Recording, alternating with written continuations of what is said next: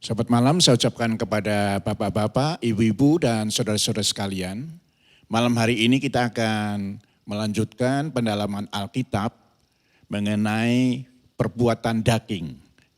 Namun sebelum kita melanjutkan, kita akan masuk dalam doa terlebih dahulu. Bapa kami yang ada di dalam sorga, kami datang kepada Engkau. Engkau menolong kami sekalian, baik kami yang menyampaikan kebenaran firman Tuhan maupun para pendengar yang mengikutinya. Engkau sendiri akan menolong kami hingga apa yang kami sampaikan boleh menjadi way of life, menjadi panduan dalam hidup kami masing-masing. Terima kasih Tuhan, dalam nama Tuhan Yesus Kristus. Amin. Malam hari ini kita akan melanjutkan mengenai keinginan daging versus keinginan roh. Dan kali ini kita akan berbicara lebih kepada apa saja yang termasuk di dalam keinginan daging atau perbuatan daging. Nah, saya akan bacakan Galatia pasal 5 ayat 19. Perbuatan daging telah nyata, yaitu percabulan, kecemaran, hawa nafsu. Percabulan sudah kita bicarakan pada kesempatan yang lalu. Nah, malam hari ini kita meneruskan dengan kata kecemaran.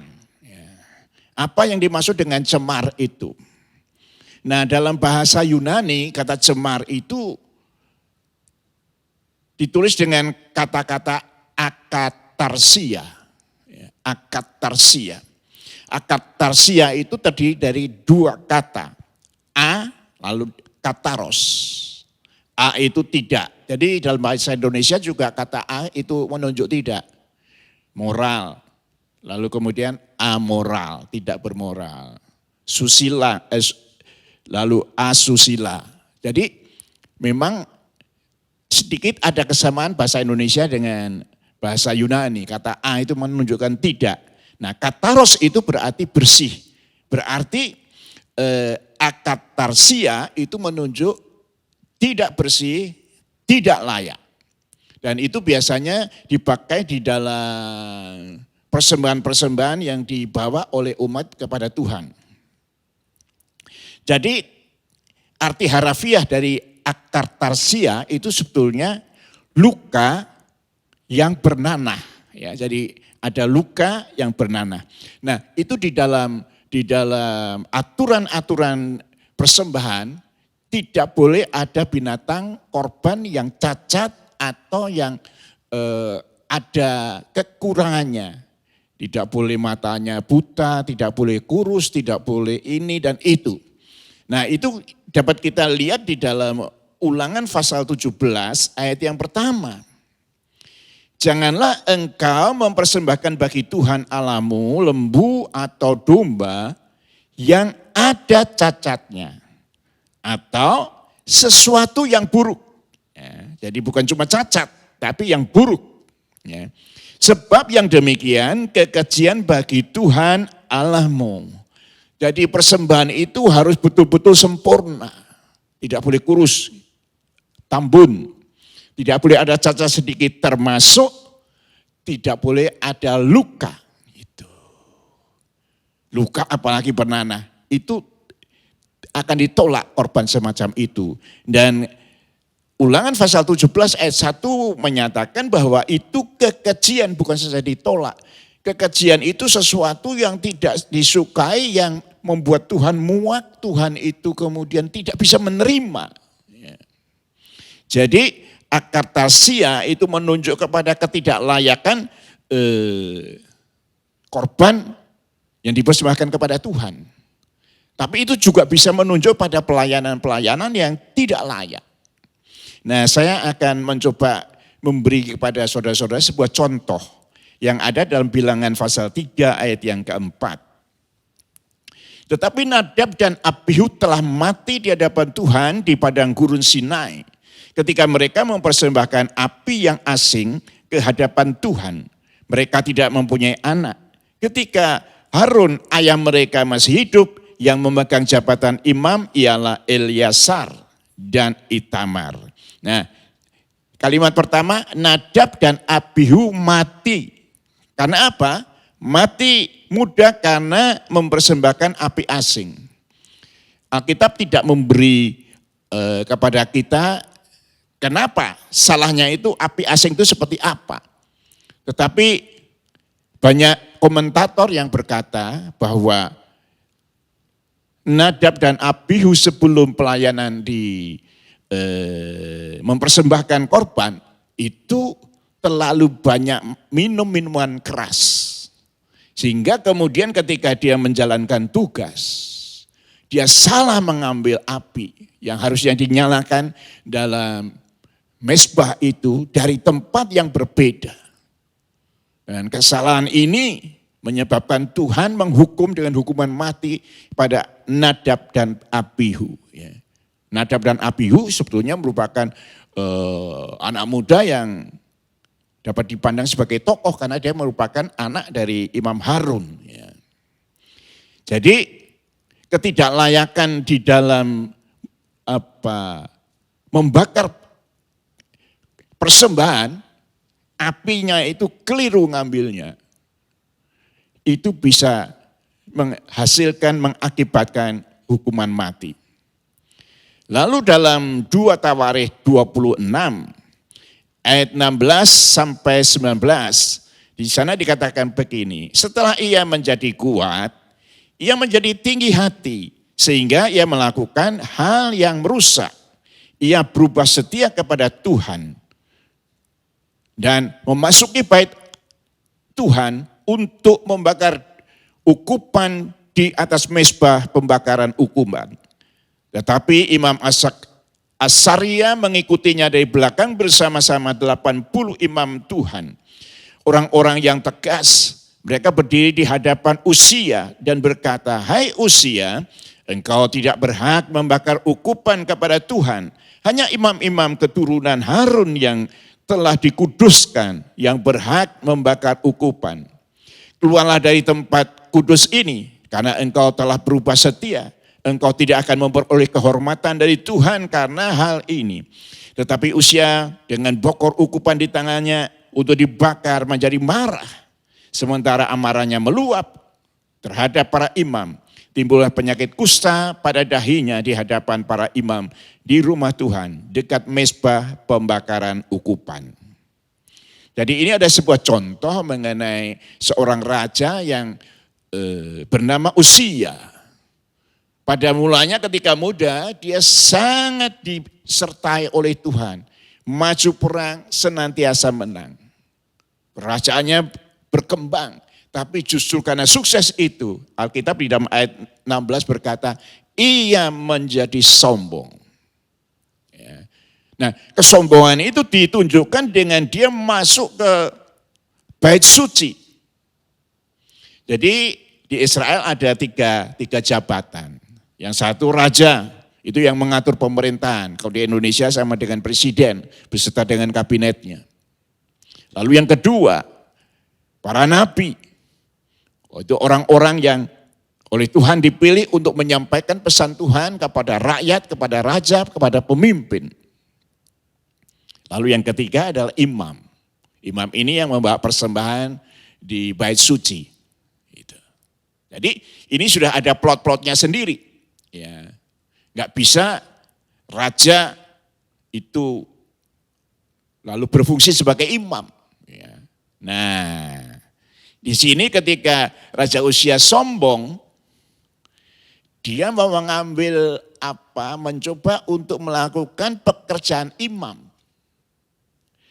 Nah, itu sebabnya Imam Sakaria dengan tegas dikatakan, engkau tidak boleh membakar ukupan. Apalagi masuk dalam bait suci, membawa ukupan untuk dibakar di sana. Kamu tidak layak.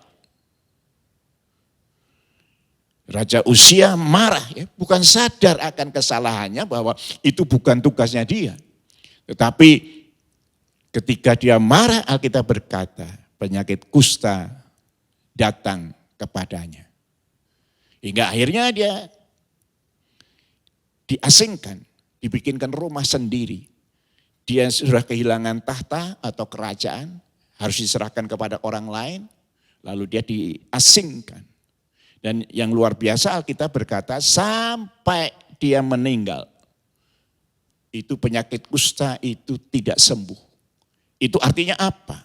Itu artinya sampai pada akhir hidup dia tidak merendahkan diri di hadapan Tuhan. Mengakui kesalahan-kesalahannya, mengakui pelanggaran-pelanggaran yang dilakukan. Jadi ini beberapa contoh mengenai akatarsia, ya, tidak layak. Itu saja dari saya mengenai hal yang pertama. Berarti akatarsia ini atau kecemaran ini berkaitan dengan pelayanan ya, Yeah. di bait Allah. Yeah. Ya. Dan dari penjelasan tadi berarti korban itu harus layak, tidak boleh korban yang cacat.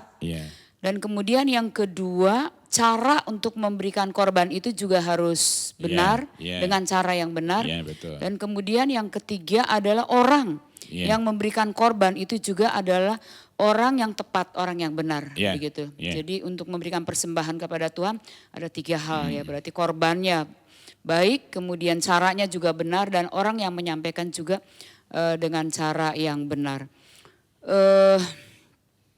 Berarti ada kriteria ya Pak Gunawan untuk menjadi seorang pelayan Tuhan. Ada nilai-nilai yang harus dimiliki oleh seorang pelayan dalam dia memberikan persembahan kepada Tuhan. Bisa memberikan penjelasan tentang ini?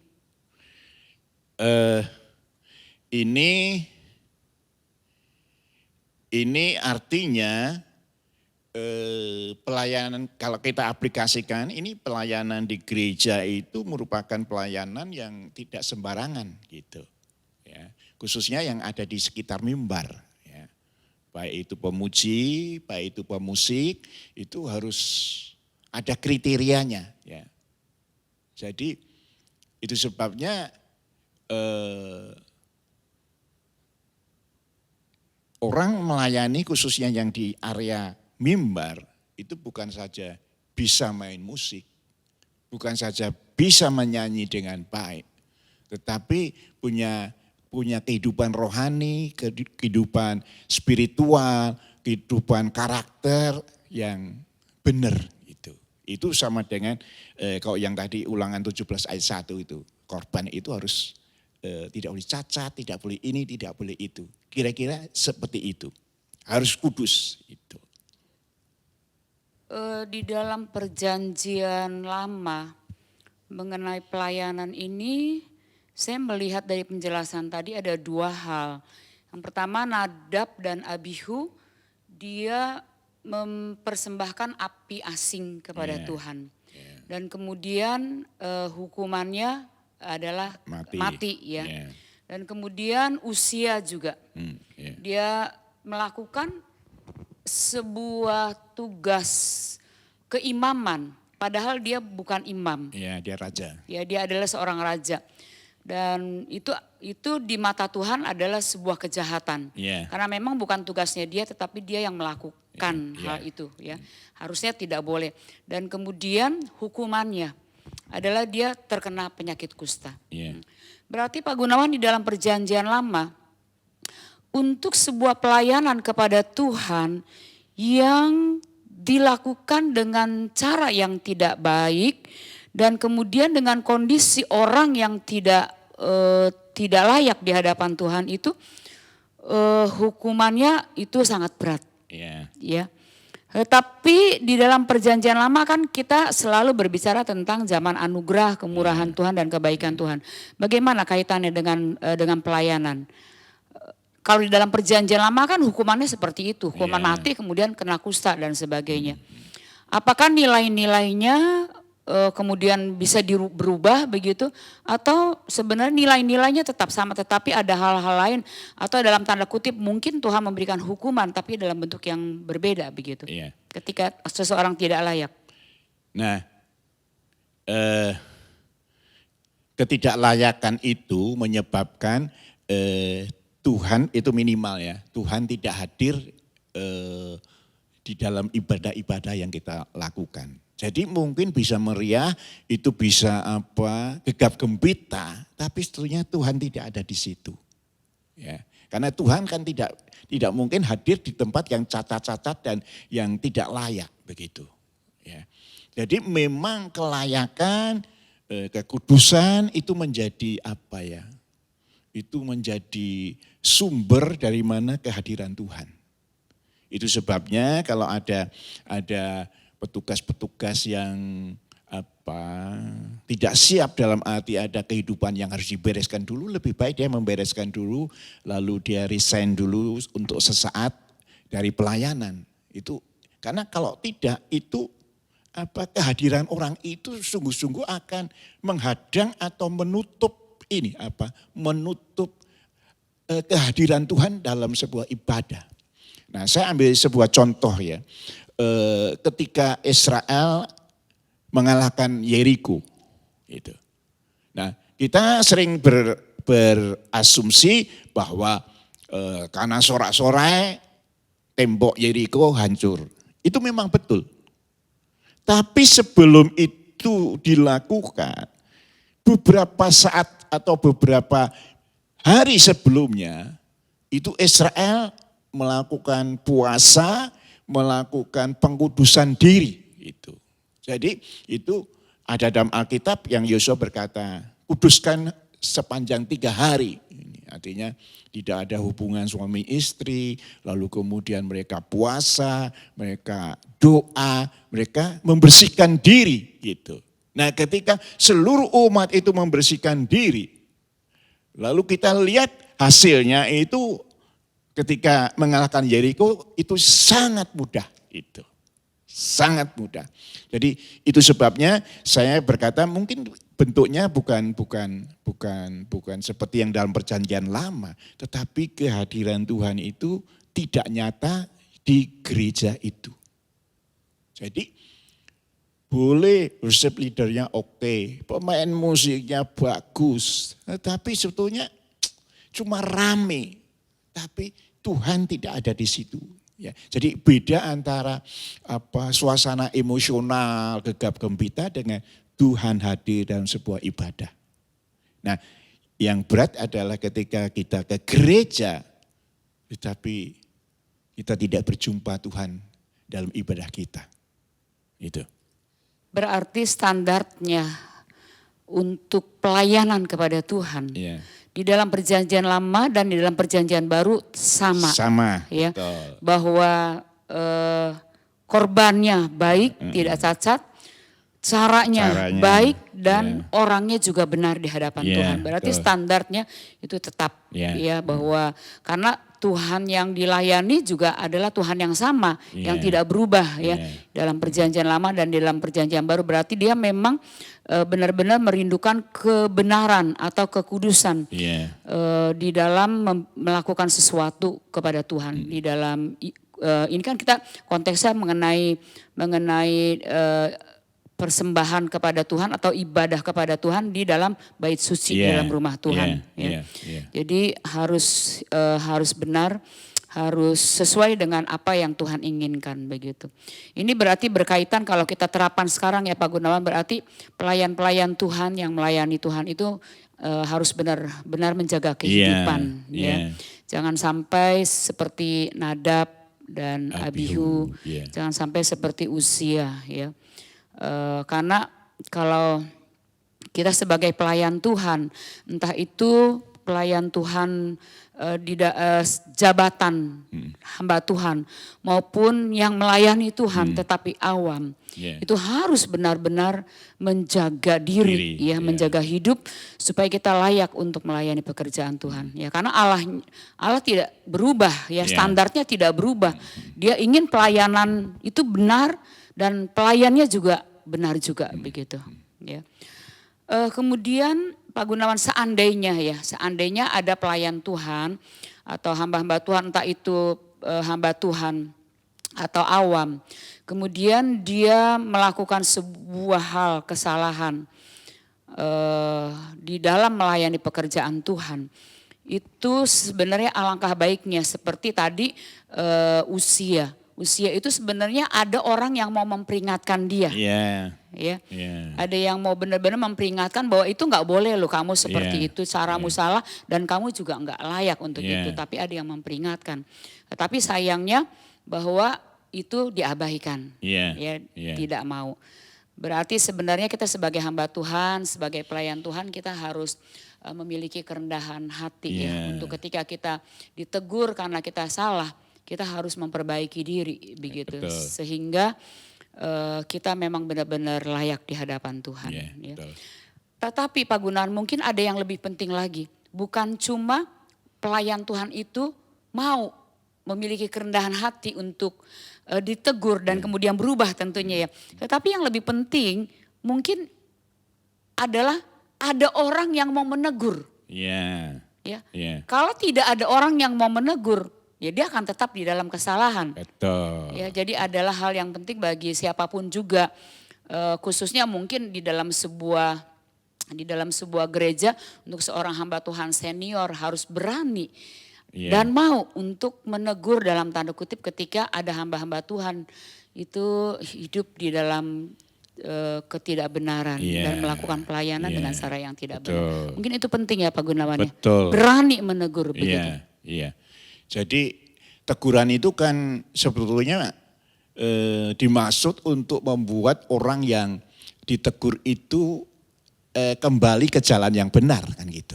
Jadi teguran itu sebetulnya sesuatu yang baik, istilahnya itu memang pedas gitu loh. Tetapi itu sebetulnya tujuannya bagus gitu, daripada melakukan pembiaran gitu. Ada orang-orang yang karena ini orang yang diandalkan lalu takut kok ditegur itu lalu keluar dari gerejanya, lalu dia melakukan pembiaran. Dia lupa bahwa dengan melakukan pembiaran Tuhan bisa tidak hadir di gereja itu kan gitu ya. Jadi dia takut kehilangan orang-orang potensial tetapi kemudian kehilangan kehadiran Tuhan. Jadi memang betul, memang harus ada keberanian ya, lalu disampaikan dengan baik begitu. Lalu kemudian ya kalau dia dalam proses memperbaiki diri kan mesti dia harus tinggalkan pelayanan sesaat kan begitu. Jadi supaya bisa fokus dengan pemberesan diri gitu. Kalau itu kerendahan hati untuk ditegur lalu ada orang yang menegur itu dua hal yang memang harus ada di gereja. Itu sebabnya di gereja ada yang namanya disiplin gitu. Ya, ini bukan dihukum, bukan. Tapi bagaimana kita berharap dengan orang ini memperbaiki diri, lalu dia nantinya bisa lebih pelayanannya bisa lebih bagus daripada waktu-waktu lalu. Lalu yang kedua adalah Tuhan bisa hadir di tengah-tengah ibadah yang kita lakukan. Itu. Ada hal yang mungkin penting bagi kita adalah kita menyadari bahwa yang kita layani itu adalah Tuhan. Iya. Ya. Dan Tuhan itu nggak suka dengan yang kotor-kotor Tuhan tidak suka. Ya. Dan sebagai orang yang melayani Tuhan juga kita harus sadar bahwa yang kita layani itu melihat. Ya, mungkin orang lain nggak melihat tapi Tuhan melihat. Jadi kita harus menjaga kehidupan dengan baik dan benar di hadapan Tuhan. Betul. Jadi lebih baik di gereja itu WL-nya itu pas-pasan aja, lalu kemudian pemusiknya pas-pasan tetapi mereka benar di hadapan Tuhan. Daripada punya WL, punya hamba Tuhan, punya pemusik yang dapat diandalkan tetapi hidupnya tidak benar sama Tuhan. Itu. Nah, dengan demikian hal pertama sudah kita selesaikan, kita masuk kepada hal yang kedua. Itu ada di dalam Galatia 5 ayat 19, perbuatan daging yang telah nyata. Apa saja? Itu percabulan. Yang kedua kecemaran. Dan yang ketiga hawa nafsu. Nah, kita akan bicara mengenai hawa nafsu ini ya. Hawa nafsu ini dalam bahasa Yunaninya aselgeia. aselkia. Nah, saya tidak akan langsung menjelaskan apa itu aselkia. Tapi saya akan mulai dengan ini. Ada dua cara untuk melakukan pelanggaran-pelanggaran ya, atau dosa. Yang pertama adalah mencari kesempatan di mana tidak ada orang, lalu dia melakukan pelanggaran. Ya. Jadi mencari tempat-tempat atau kesempatan-kesempatan di mana tidak ada orang lihat, lalu dia lakukan itu kesalahan. Itu yang pertama. Nah contohnya sangat populer bagi kita, Kejadian 39 ayat 11 sampai 12. Pada suatu hari masuklah Yusuf ke dalam rumah untuk melakukan pekerjaan, sedang dari seisi rumah itu seorang pun tidak ada di rumah. Lalu perempuan itu memegang baju Yusuf sambil berkata, marilah tidur dengan aku. Tapi Yusuf meninggalkan bajunya di tangan perempuan itu dan lari keluar. Nah saudara perhatikan, kapan istri Potifar mengajak tidur bersama? Di dalam ayat 1 bagian terakhir, sedang seisi rumah itu seorang pun tidak ada di rumah. Nah itu budak-budak laki-laki perempuan dari Potifar kan banyak. Ada yang bekerja di rumah, ada yang bekerja di sini, situ ya. Nah itu saat itu semua pelayan-pelayan yang ada di rumah Potifar itu tugas keluar semua. Hingga rumah itu kosong. Nah kesempatan ini dipakai oleh istri Potifar. Untuk menggoda, mengajak Yusuf tidur. Nah saya mau sampaikan begini, Alkitab tidak menyebutkan. Tapi saya meyakini. Ini bapak baru di luar kota. Itu pertama. Lalu yang kedua. Ini budak-budak laki-laki perempuan yang biasa ada di rumah ini. Sudah aku suruh keluar untuk tugas luar. Jadi rumah ini kosong. Tidak ada yang tahu. Itu. Ya. Jadi istri Potifar ini ada figur orang yang tadi ini. Melakukan kesalahan kalau tidak ada yang lihat. Ada kesempatan. Tapi Yusuf tidak tergoda oleh itu. Ya. Yusuf tidak tergoda oleh kesempatan tidak ada yang lihat. Itu. Nah saya mau sampaikan lagi hal yang kedua sebagai contoh. Ya. Dalam Keluaran pasal 2 ayat 11 dan 12. Ini mengenai Musa. Pada waktu itu ketika Musa telah dewasa, ia keluar mendapatkan saudara-saudaranya untuk melihat kerja paksa mereka. Lalu dilihatnya seorang Mesir memukul seorang Ibrani, seorang dari saudara-saudaranya itu. Ia menoleh ke sana sini dan ketika dilihat tidak ada orang, dibunuhlah orang Mesir itu. Lalu disembunyikan mayatnya dalam pasir. Nah saya mau mengulang kata-kata yang ada di dalam ayat 12. Dikatakan, ia menoleh ke sana sini. Artinya sebelum melakukan tindakan, Musa itu mencoba meyakinkan bahwa rencana pembunuhan itu tidak ada yang lihat. Ia menoleh ke sana ke sini. Itu. Dan ketika dilihat tidak ada orang yang melihat, lalu dia melakukan pembunuhan itu. Ya, jadi di sini kita melihat dari dua contoh ini ada kesempatan-kesempatan yang terbuka. Istri Potifar, rumahnya kosong. Musa melihat ketika sebelum membunuh, dia noleh sana sini tidak ada orang yang lihat, dia bunuh orang Mesir itu. Jadi godaan itu untuk orang melakukan perbuatan yang salah itu pertama objeknya itu menggoda. Yang kedua ada kesempatan untuk melakukan apa yang ada di dalam pikirannya. Ya. Itu yang pertama. Jadi ada dosa pelanggaran yang dilakukan mencari kesempatan tidak ada yang tahu. Itu. Lalu yang kedua, nah ini. Melakukan pelanggaran secara terang-terangan. Itu asalgia artinya sebetulnya itu. Berbuat dosa secara terang-terangan.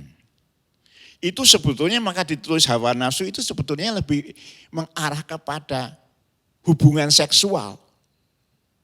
Jadi hubungan seksual yang terlarang dengan wanita yang bukan istrinya, itu siapapun, apakah itu pelacur, apakah itu pacarnya, atau itu orang lain, ya. Tetapi lalu itu hubungan itu dia tidak pusing, ada yang lihat atau tidak.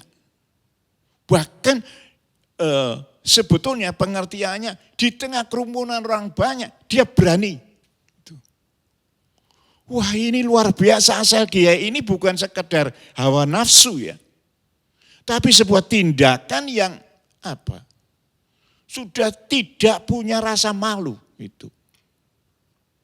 Yang pertama tadi masih ada rasa malunya. Jangan sampai ada orang tahu gitu. Jadi dia kalau ada orang lihat, dia merasa itu tidak pantas dilakukan. Tapi kalau ini dia sudah tidak ada pertimbangan. Istilahnya mungkin saya minta maaf. Itu seperti kalau anjing yang jantan dan betina itu kan hubungan kan di sembarang tempat. Di jalan, di pekarangan rumah, di mana saja gitu. Ya karena binatang tidak punya rasa malu. Tapi manusia dikasih rasa malu. Nah ada orang yang sangat dikontrol oleh hawa nafsu sampai tidak mempertimbangkan bahwa apa yang dilakukan itu ditonton dan dilihat oleh banyak orang. Ya. Jadi ini betul-betul dosa atau pelanggaran yang luar biasa ya. Pelanggaran yang luar biasa. Nah, Alkitab memberi satu contoh mengenai asalgia itu. Asalgia memang bahasa Yunani, tetapi saya ambil contohnya di dalam Perjanjian Lama, dalam 2 Samuel 16 ayat 20 sampai 22. Kemudian berkata Absalom kepada Ahitofel, berilah nasihat, apa yang harus kita perbuat. Ini Ahitofel itu ada mertua atau orang tua dari Uria, ya, jadi mertua dari Batseba. Ya. Itu penasihat yang sangat diandalkan. Nah, lalu Absalom tanya, ini gimana ini? Supaya rakyat kita sulit ikut saya gitu. Nah, terus ini nasihat dari Ahitofel. Lalu jawab Ahitofel kepada Absalom, hampiri gundik-gundik ayahmu yang ditinggalkan untuk menunggu istana. Apabila seluruh Israel mendengar bahwa engkau telah membuat dirimu dibenci oleh ayahmu, maka segala orang yang menyertai engkau akan dikuatkan hatinya. Lalu, maka dibentangkanlah kemah bagi Absalom di atas Sotoh. Lalu Absalom menghampiri gundik-gundik ayahnya di depan mata seluruh Israel. Jadi kalau diperkirakan itu ada 10 gundik yang suruh jaga istana ketika Daud melarikan diri. Ya. Nah, lalu Ahitofel berkata, kamu hubungan aja sama para gundik-gundik itu. Jadi namamu akan di mata Daud itu akan sangat jelek dan Daud akan sangat benci kepada kamu. Nah kalau Daud sudah begitu benci dan rakyat ngelihat kamu berani melakukan seperti itu terhadap gundik ayahmu. Mereka akan sulit di dalam mengikut engkau. Jadi ini dapat digambarkan itu kan soto rumah ya atau soto istana. Itu artinya seperti ada panggung yang begitu tinggi lalu dibuatkan kemah. Lalu tiap-tiap gundik itu menempati satu kemah. Nah, Absalom masuk dalam kemah itu, lalu mengadakan hubungan suami istri dengan para gundik dari Daud. Memang saya meyakini itu bukan layar yang kemahnya itu bukan sesuatu yang transparan lalu bisa kelihatan. Tetapi minimal rakyat ngerti, wah ini gundiknya sudah Absalom sudah hubungan intim dengan gundik-gundik itu. Nah, kalau gitu memang benar Absalom akan dibenci oleh Daud. Nah, ketika kami ikut Absalom tidak akan bolak-balik lagi. Jadi di sini kita melihat sebuah contoh bagaimana Absalom tidak punya rasa malu untuk melakukan hubungan suami istri di hadapan rakyatnya. Itu kan nasihatnya, hampiri gundik ayahnya di depan mata seluruh Israel. Jadi supaya orang-orang lihat gitu. Nah, perbuatan semacam itu disebut dengan aselgia. Jadi aselgia adalah tindakan-tindakan yang tidak bermoral, tapi sudah tidak lagi sembunyi-sembunyi. Lalu sudah berani berani dilihat oleh banyak orang, namanya menjadi busuk, enggak jadi masalah. Ini orang yang dikontrol betul oleh hawa nafsu. Nah itu sementara dari saya mengenai bagian yang kedua. Berarti Pak Gunawan ini ada ikatan ya?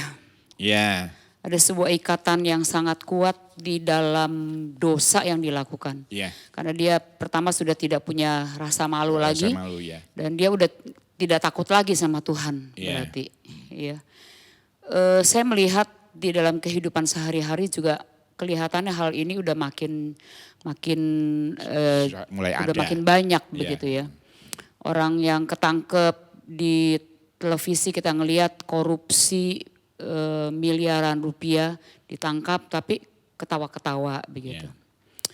Bahkan ada orang yang berzina, dia berani membawa pulang perempuan lain ke rumahnya sendiri dan tidak lagi takut kepada istrinya.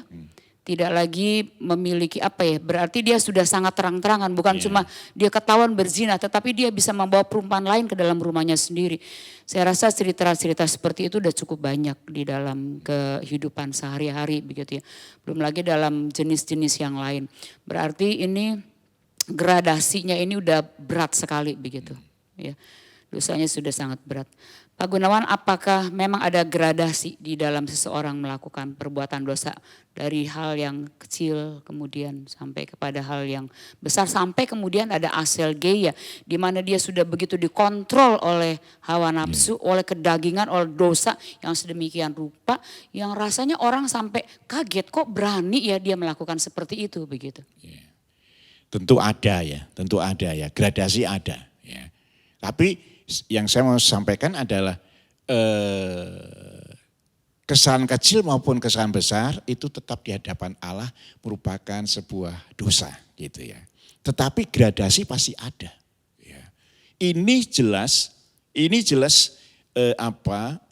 sudah kategorinya yang nomor 1 dengan yang nomor 2 itu beda. Yang nomor 1 masih enggak malu kalau sampai ketahuan gitu. Yang kedua ini sudah kamu mau lihat, kamu enggak mau lihat, aku enggak pusing. Pokok apa yang ada di dalam nafsu aku lakukan gitu. Jadi memang kita suka melihat atau mendengar berita hal-hal yang semacam ini bisa terjadi ya. Hubungan suami istri lalu itu bukan oleh orang lain tapi dia sendiri berani bukan dengan istrinya masukkan dalam medsos kan gitu ya. Jadi dia sudah tidak ada rasa malu lagi. Ini kan dilihat banyak orang gitu ya.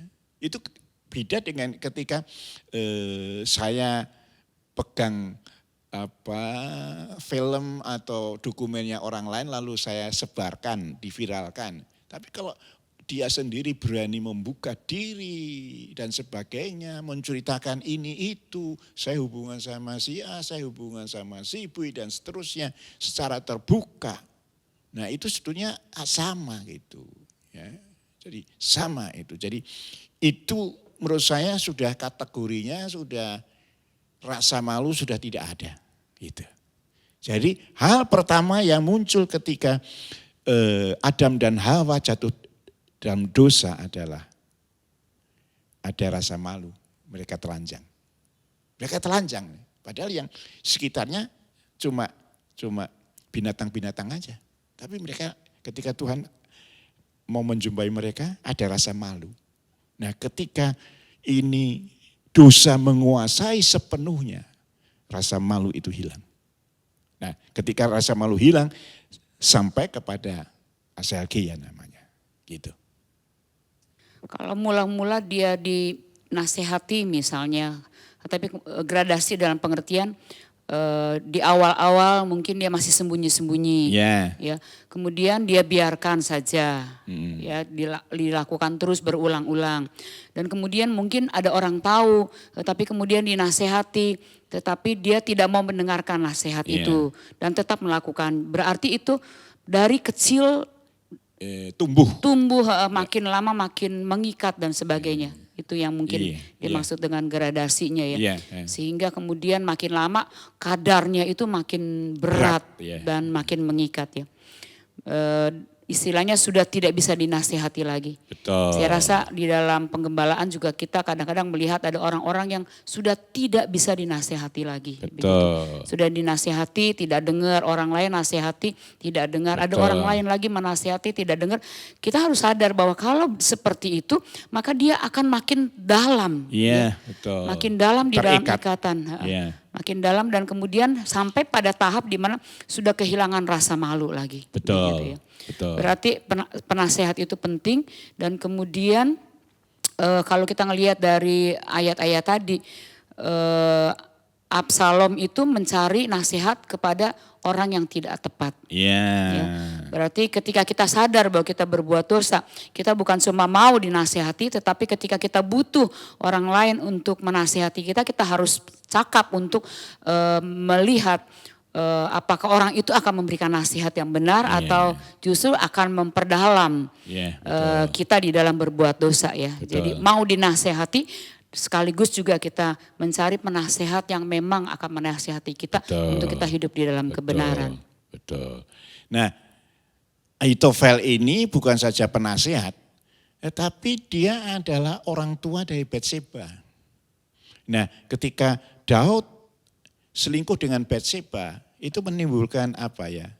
Rasa marah dalam diri Ahitofel. Lalu yang kedua, Daud juga melakukan pembunuhan terhadap Uria. Itu, menantu dari Ahitofel. Nah, dua perkara ini menyelingkuhi anak perempuannya, kemudian membunuh mantunya, itu sebetulnya membuat orang Ahitofel itu terluka gitu. Nah, itu sebabnya dia mau balas tindakan Daud dengan cara juga yang memalukan gitu. Jadi dia penasihat yang luar biasa, tetapi juga sekaligus kalau dia sudah terluka, nasihatnya itu bukan main untuk merusak gitu ya. Betul. Itu yang kedua ya. Jadi ada gradasi ketika yang kecil sama dengan tanaman. Ketika tanaman liar kecil tidak dibabat, tidak dibersihkan, dia akan tumbuh makin besar. Nah, kalau sudah besar akan lebih sulit untuk menanganinya gitu.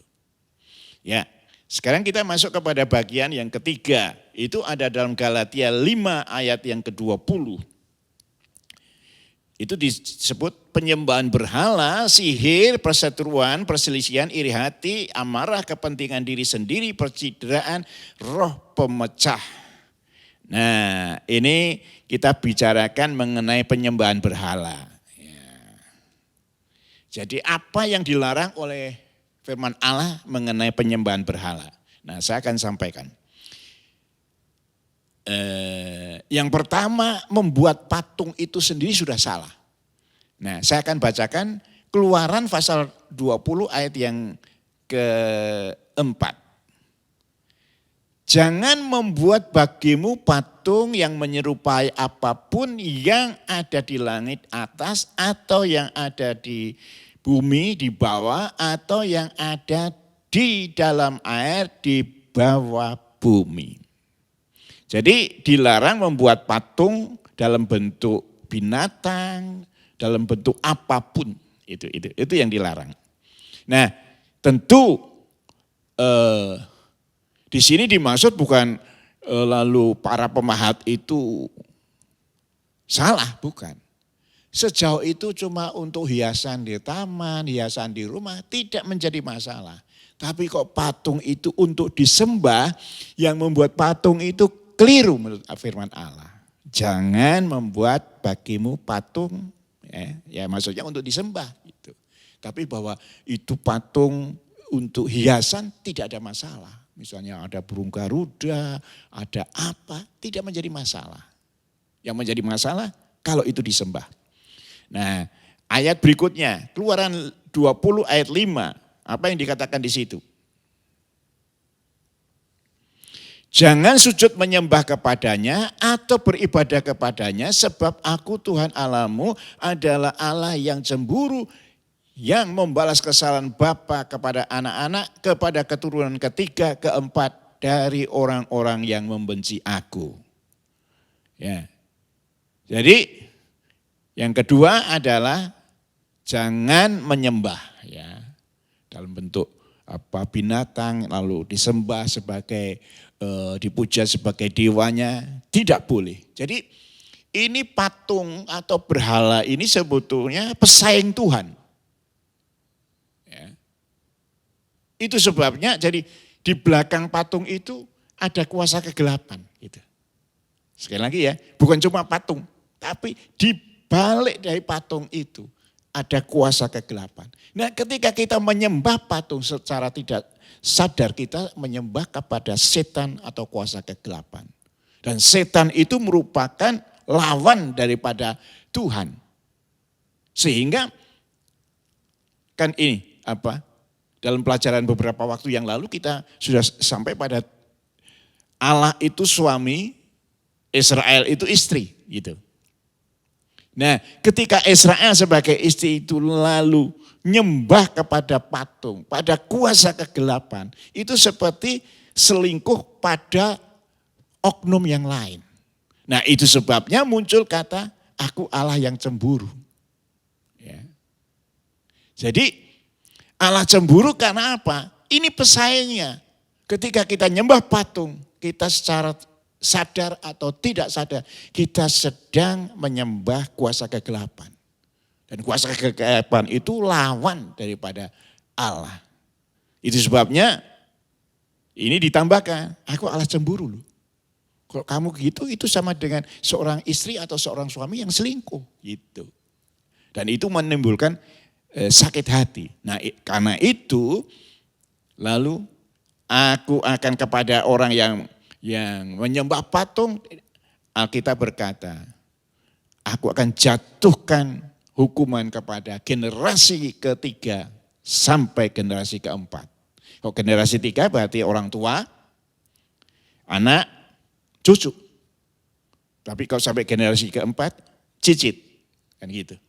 Jadi ini luar biasa ini. Hukuman pada umumnya, hukuman yang biasa berlaku di Israel, orang tua salah, jangan anaknya dibunuh. Itu ya, itu.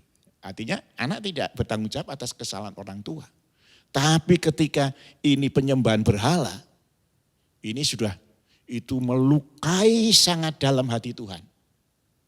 Itu sebabnya dia berkata, kamu saya hukum, anakmu, cucumu, aku hukum. Itu. Hukuman itu bukan mati ya, tetapi ada banyak masalah yang akan muncul dalam kehidupan orang yang menyembah berhala. Itu. Jadi itu sampai pada generasi ketiga dan sampai generasi keempat. Nah, dan kemudian ini kalimat yang terakhir. Ya, saya ulang ya. Kepada keturunan ketiga dan keempat dari orang yang membenci aku. Jadi penyembahan berhala bukan saja menyakiti hati Tuhan, tapi itu Alkitab berkata itu identik dengan membenci Tuhan.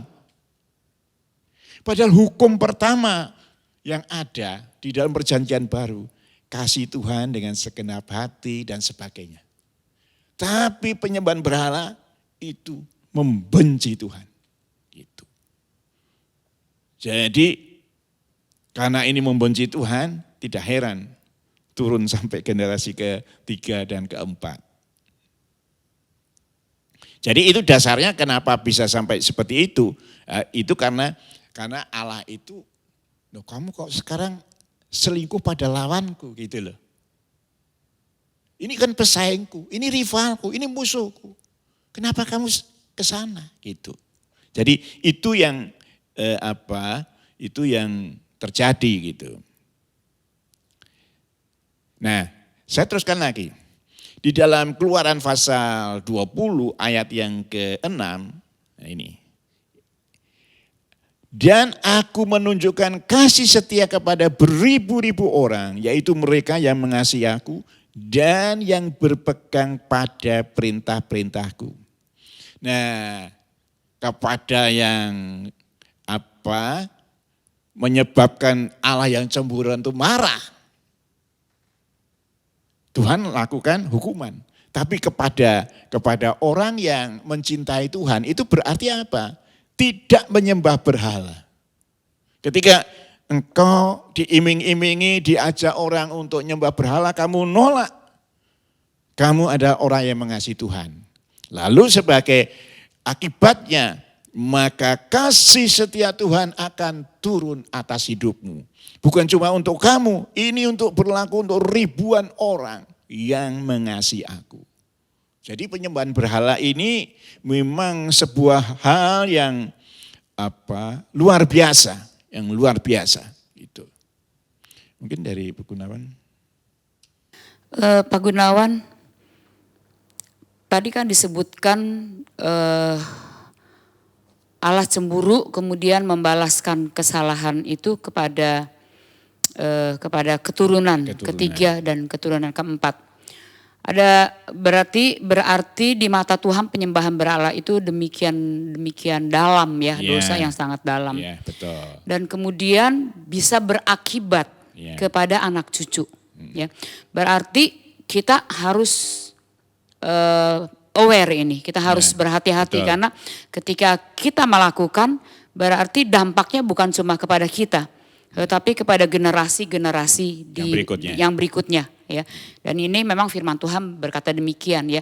Karena kalau misalnya kita melakukan dosa yang lain, kita kan yang mengalami akibatnya kita sendiri. Tapi penyembahan berhala kepada anak cucu berarti kita harus hati-hati.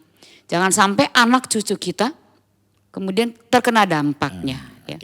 Akibatnya. Tapi saya mau tanya juga Pak Gunawan, kenapa kok orang yang gak salah nih anak cucunya? Kan gak salah. Kenapa kok dia kena dampak atau kutuknya itu ya. Di dalam pemikiran kita wah nanti anaknya, cucunya, cicitnya tadi dikatakan sampai generasi keempat. Kenapa kan rasanya kalau menurut pandangan kita nggak adil dong. Kan dia anak-anak kan nggak melakukan dosa, nggak adil. Kenapa orang tuanya yang dosa, kenapa anaknya begitu? Kalau kita bicara dari segi keadilan, rasanya nggak adil Tuhan dengan hukuman atas penyembahan berhala ini. Bisa memberikan penjelasan? Ya, jadi ini harus dijelaskan begini ya. Misalnya orang tuanya nyembah berhala, lalu anaknya juga nyembah berhala. Nah, ini kan berarti sebetulnya dua-duanya nyembah berhala. Kena akibatnya kan gitu. Tapi misalnya cucunya itu menerima Yesus sebagai Tuhan dan Juru Selamat misalnya. Lalu tidak melakukan penyembahan berhala. kutuk itu hanya berlaku sampai pada generasi kedua. Ketiganya yang sudah menerima Yesus sebagai Tuhan dan Juru Selamat, itu tidak kena itu. Nah tentu ada kita nanti berbicara mengenai apa, mesti ada kelepasan kutuk nenek moyang dipatahkan dan sebagainya, itu ada ya. Tetapi artinya itu bisa berhenti ketika seseorang menerima Yesus sebagai Tuhan dan Juru Selamat, kutuk itu berhenti. Itu. Tapi kalau anak, cucu, cicit itu semuanya mengikuti jejak sama menyembah berhala, ya mereka akan menerima akibat yang itu. Ya, jadi ini bisa turun. Tetapi dalam pengertian sejauh mereka tidak mengalami pertobatan, sejauh mereka tidak menerima Yesus sebagai Tuhan dan Juru Selamat. Tapi ketika mereka terima Yesus sebagai Tuhan dan Juru Selamat, lalu melepaskan segala kutuk yang turun atas nenek moyang mereka, itu tidak kena. Gitu. Jadi ini masalahnya bukan orang yang tidak bersalah, tetapi kalau orang itu juga mengikuti jejak orang tua ya tetap kena. Itu. Tapi kalau orang itu berhenti dari penyembahan berhala, itu akan berhenti. Begitu. Berarti lebih kepada peringatan kepada orang tua yang melakukan penyembahan berhala, bahwa apa yang dilakukan itu bisa menjadi contoh, ya, bisa diikuti oleh anak, ya. Jadi anak mengikuti jejak orang tua, ya. Jadi dia tidak boleh berpikir, aku yang melakukan sendiri, ya, aku nanggung sendiri, nggak boleh seperti itu. Karena gimana pun juga kita harus menyadari bahwa anak itu melihat apa yang dilakukan. Kalau tiap hari dia melihat orang tuanya melakukan penyembahan berhala, kalau tiap hari dia melihat orang tuanya menyembah kepada berhala-berhala, itu besar kemungkinan bahwa anaknya itu akan mengikuti jejaknya, begitu ya. Tapi dari penjelasan Pak Gunawan tadi, tetapi ketika mungkin saya sebagai anak, kemudian satu hari saya ada yang memberitahu saya begitu, kemudian saya sadar bahwa itu adalah sebuah dosa, dan kemudian sebagai anaknya, kemudian saya kemudian terima Tuhan sebagai Tuhan dan Juru Selamat. Saya percaya kepada Tuhan Yesus, berarti saya mengalami kelepasan, saya mengalami pemulihan. Apalagi kemudian kalau tadi disebutkan juga ada doa pelepasan dan sebagainya, begitu ya. Tetapi kan tidak semua seperti itu. Ada yang kemudian itu memang anak cucunya mengikuti jejak penyembahan berhala itu, ya. Tetapi puji Tuhan kalau ada anaknya yang kemudian dia mengenal Tuhan, kemudian dia tahu itu salah, dan kemudian dia meninggalkan itu, dan kemudian dia menyembah kepada Tuhan, maka Tuhan akan melepaskan dia daripada kutuk itu, ya. Dan dia hidup di dalam kasih karunia Tuhan. Betul. Jadi itu yang itu yang disampaikan oleh firman Tuhan mengenai 3 perkara itu pada malam hari ini. Jadi ada 3 topik yang kita bicarakan. Tadi kita sudah berbicara mengenai perbuatan daging itu bentuknya adalah kecemaran, akatarsia. Kita harus layak di hadapan Tuhan. Lalu ada hawa nafsu yang itu berarti kontrol nafsu begitu rupa hingga tidak tahu malu. Lalu kemudian jangan sampai kita menyembah berhala. Jadi kalau yang nomor 1, nomor 2 nomor 2 ini lebih kesalahan manusia, ya. Jadi orang yang tidak tahu malu lalu itu. Tapi kalau yang nomor 3 ini langsung nyerang Tuhan, berhala itu. Ya. Itu saja, kita akan lanjutkan dalam kesempatan yang akan datang. Mari kita akhiri dalam doa. Bapa Surgawi, kami datang kepada Engkau. Kami mengucapkan syukur boleh menyampaikan kebenaran firman Tuhan, dan kami berdoa apa yang kami sampaikan menjadi berkat buat seluruh pendengar yang ada. Terima kasih Tuhan. Di dalam nama Tuhan kami Yesus Kristus kami sudah berdoa. Amin.